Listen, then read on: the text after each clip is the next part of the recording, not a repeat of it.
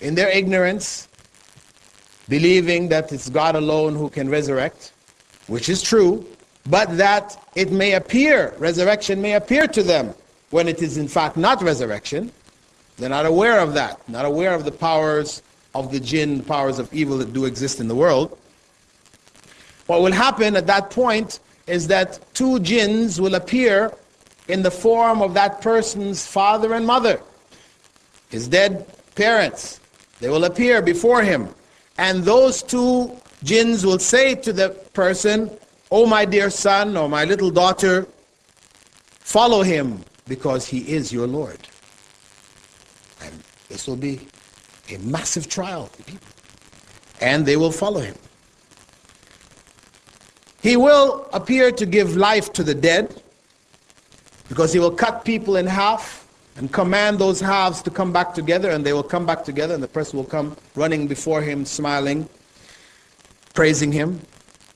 However, a young believer will confront him, will challenge him, and call him the Antichrist. And Dajjal will have him cut into pieces, cut into two halves, walk between the two halves, and then command it to come back together, and it will come back together. And then he will ask him, "Do you believe now that I am your Lord?" And he will say, "I am now even more certain that you are the false Christ." And Dajjal will grab him by the neck, and he will try to cut off his head. He will be unable, so Allah will put a shield there, a protective shield, which will not allow him to cut off the head. So he will hold him by the scruff of his neck and by his feet and throw him into that river of fire that's following him. And people will see him fall in and be consumed, burnt up. They will think he is destroyed. But the Prophet ﷺ said that he will be falling into paradise and that he is the greatest of the martyrs. He said, هَذَا أَعْظَمُ النَّاسِ شَهَادَةً عِنْدَ رَبِّ الْعَالَمِينَ. This young man is the greatest martyr in the sight of the Lord of the worlds. Now, where will Dajjal appear? He will first appear in the east. Prophet ﷺ stated, as quoted by Abu Bakr, the Dajjal will appear from a land in the east called Khurasan, and will be accompanied by people whose faces look like flat beaten iron. However, he will run into conflict with Muslims, Muslim forces between Syria and Iraq. Abu Umama quoted the Prophet ﷺ as saying he will appear from a pass between Syria and Iraq and create havoc from left and right. This is where the confrontation with Muslim forces begins. And his followers will include many Jews. The Anas ibn Malik related to the Prophet ﷺ said some 70,000 Jews from Asfahan wearing shawls will follow the Dajjal. And actually, when you go back into Christian literature, some of it does make reference to the followers of the Antichrist as being from among the Jews. But as I said before, they do generalize and say that anybody who denies the divinity of Jesus becomes an Antichrist. So even Muslims during the times of the Crusades, when they were trying to rouse up support to attack Muslim lands, Palestine, etc., they did use this phrase that the Muslims were the Antichrist. Anyway, his reign, he will rule on the earth some 40 days.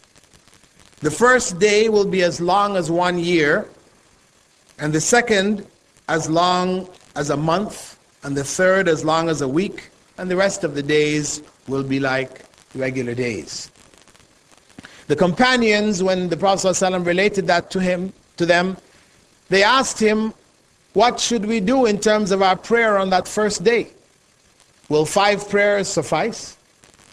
A day, which will be like a year? And the Prophet ﷺ had said, no. You must estimate the times of prayer and pray accordingly.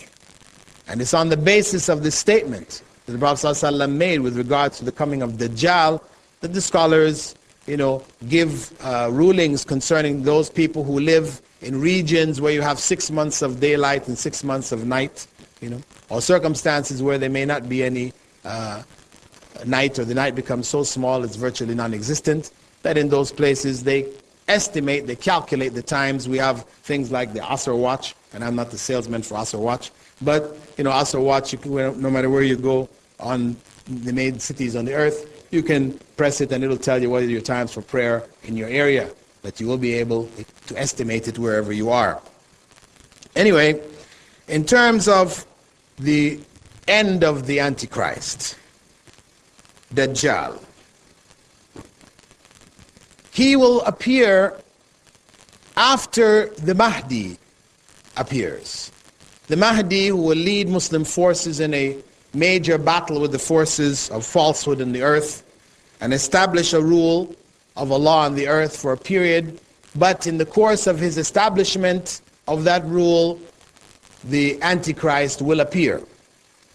And his forces will defeat the Muslim forces left and right until Muslims become, the main Muslim forces become besieged in Jerusalem. And there, in Fajr prayer, after Prophet Isa returns, because he will return in Damascus at this point, and he will go to Jerusalem and join that prayer. And when the Mahdi standing in the front sees him come, he will ask him to come forward and lead the prayer. But Jesus will push the Mahdi forward and have him lead the prayer as he was already designated. And when the prayer ends, the forces of Dajjal will be on the gates of Jerusalem. The gates will break open, the forces will come through, and at this point, the Dajjal will spot Prophet Jesus. And when he spots him, Prophet ﷺ said he will begin to dissolve, like the way salt does when water drops on it. And he will start to run. And the Prophet ﷺ said that if he had been left, he would just have dissolved completely. But Prophet Isa will run after him, catch him, and he will kill him and raise his spear, which is used to kill him, in his hand, to show the people that in fact Dajjal has been killed. And a massive battle will ensue in which all of the forces that were supporting Dajjal will be defeated across the earth, and Prophet Isa will reestablish the rule of Allah over the earth. Now, how do we defend ourselves against Dajjal? And before actually looking at our defense, I should mention that there are some narrations which indicated that there were individuals in the time of Prophet Muhammad ﷺ who were mistakenly thought to have been Dajjal.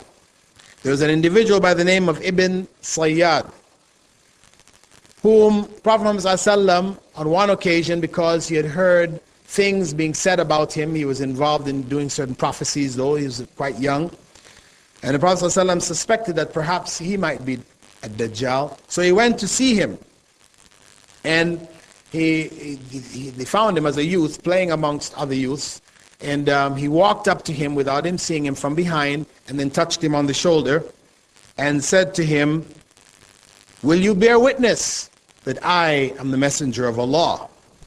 And Ibn Sayyad will say, "I bear witness that you are a messenger to the Gentiles." And in fact, he will then turn to the Prophet ﷺ and say, "Do you bear witness that I am a messenger of Allah?" Very arrogant.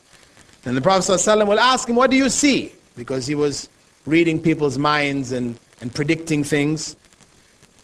"What do you see? What does your messenger tell you? What is in my mind?" And he will attempt to read the Prophet ﷺ's mind. And he will say, "Ad-dukh, ad-dukh." But he can't go any farther than that. And the Prophet ﷺ said, "Enough." He was reflecting on Surah Ad-Dukhan. And he said, "You will not go beyond your station."